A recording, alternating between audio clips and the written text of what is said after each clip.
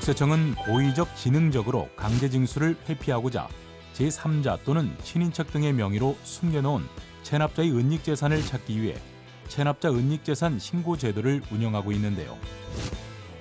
체납자의 은닉재산을 신고해 체납액을 징수하는 데 기여한 신고자에게는 징수 금액에 따른 포상금을 지급합니다.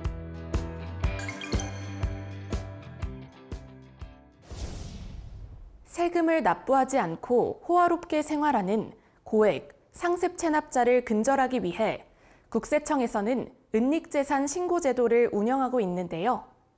그렇다면 체납자의 은닉재산은 어떻게 신고할 수 있는지 지금부터 살펴보겠습니다.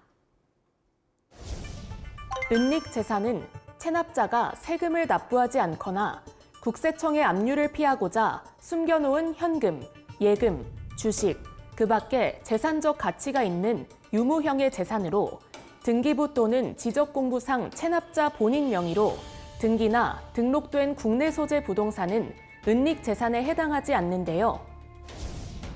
이렇게 체납 처분을 회피하고자 제3자 또는 친인척 등의 명의로 숨겨놓은 체납자의 재산을 신고하는 제도가 체납자 은닉재산 신고제도입니다. 예를 들어 체납자가 강제 징수를 회피하기 위해 급여를 가족 명의로 수령하고 있다는 사실을 신고하거나 체납자가 제3자 또는 친인척 등의 명의로 은행에 대여 금고를 개설하고 현금, 귀금속 등을 은닉했다는 신고, 또 체납자의 거주지 또는 사업장의 금고에 현금을 은닉한 사실과 함께 부동산을 양도 후 양도 대금을 가족 등의 계좌로 수령했다는 신고 등이 있습니다. 체납자의 은닉재산은 국세청 홈택스에서 신고할 수 있는데요. 상담 불복 제보에 탈세 제보 중 체납자 은닉재산 신고를 클릭해 실명 또는 익명으로 신고할 수 있습니다. 실명으로 신고하게 되면 제보자의 신원과 제보 내용은 국세기본법 비밀유지 규정에 따라 철저히 보호되지만 익명 신고 시 접수 통지 등 진행사항 통지가 생략되고 포상금 지급 대상에서 제외될 수 있습니다. 체납자의 은닉재산은 전화로도 신고할 수 있는데요. 국번 없이 126번으로 전화해 4번 그리고 1번을 누르면 신고할 수 있습니다.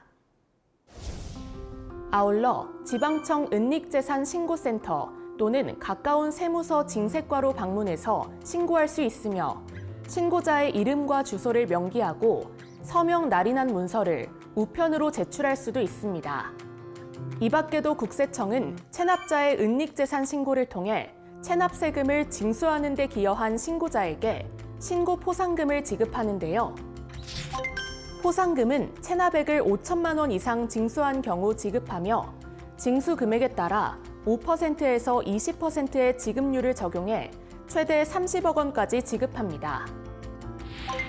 다만 가명 또는 제3자 명의로 신고하거나 공무원이 직무와 관련해 신고한 경우 신고 내용이 구체적이지 않거나 객관적인 증빙 자료 없이 추측에 의한 단순 신고, 국세청이 관련 법령에 따라 수집하고 있는 재산에 대한 신고, 그 밖에 체납자의 은닉 재산을 신고받을 필요가 없다고 인정되는 재산은 포상금 지급 대상에서 제외합니다.